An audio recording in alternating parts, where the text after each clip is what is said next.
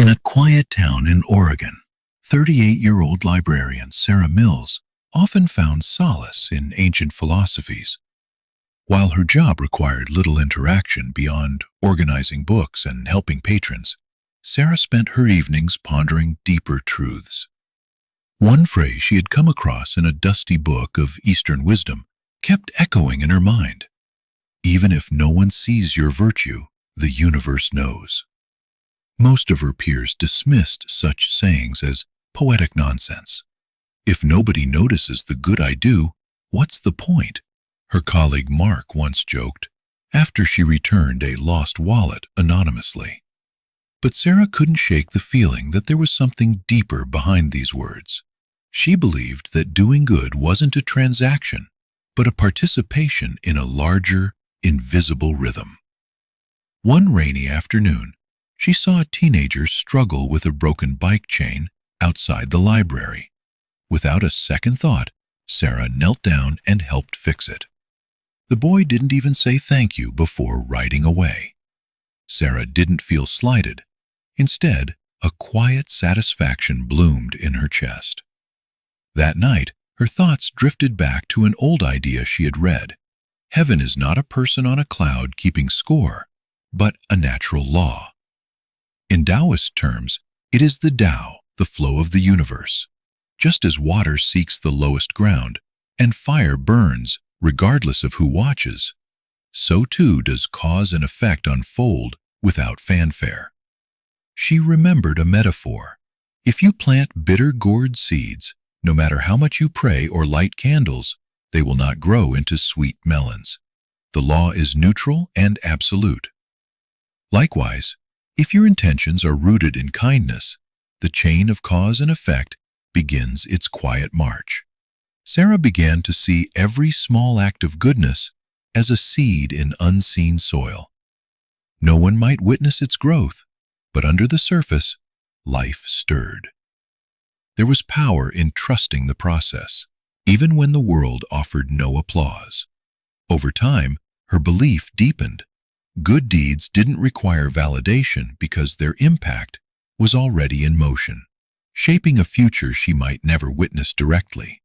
Sarah soon started applying this philosophy to her own life with more intention. She began waking up earlier, switching out her comfort snacks for healthier meals, and incorporating light yoga into her mornings. The effects weren't immediate. She still felt sluggish some mornings, and her body resisted change, but she trusted the law at work. It reminded her of a saying she'd once read: blessings may not yet have arrived, but misfortunes have already begun to leave. This thought struck her during a conversation with her younger brother Jason, who had recently decided to get sober.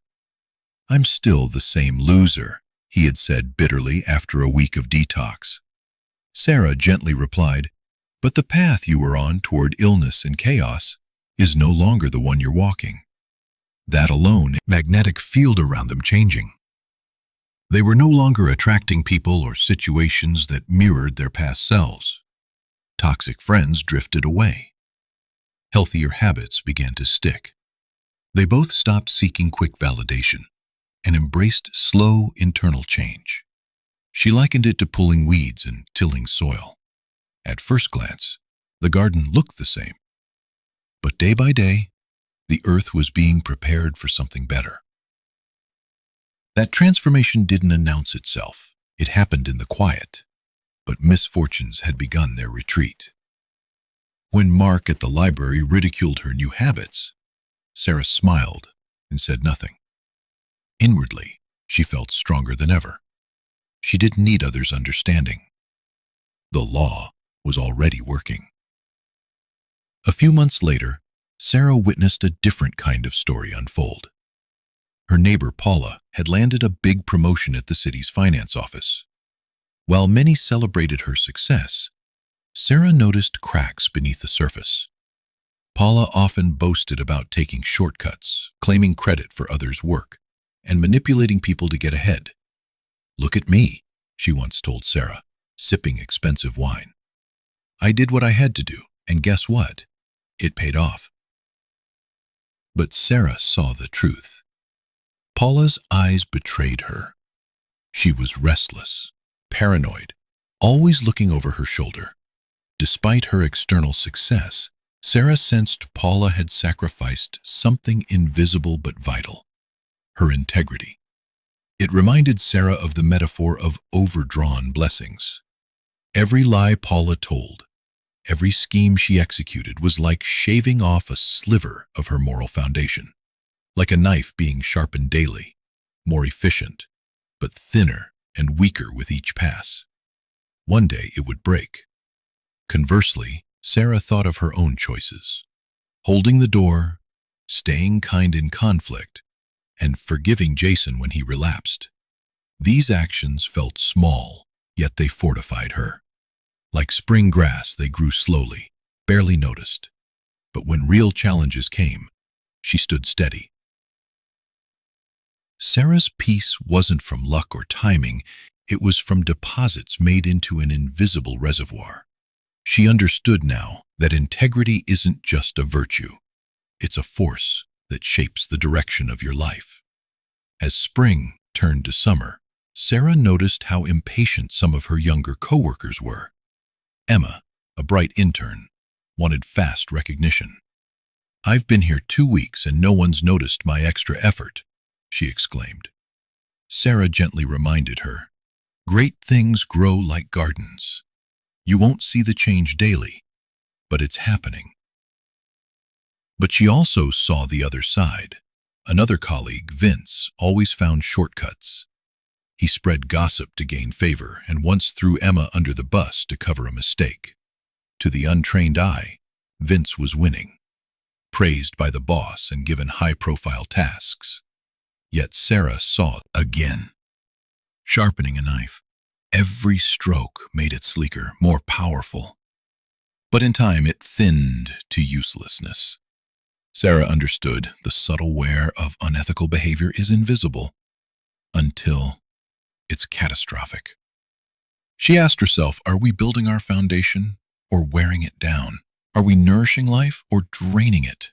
The answers, she realized, always lay within. Sarah began hosting a quiet reading circle at the library where they discussed philosophical texts.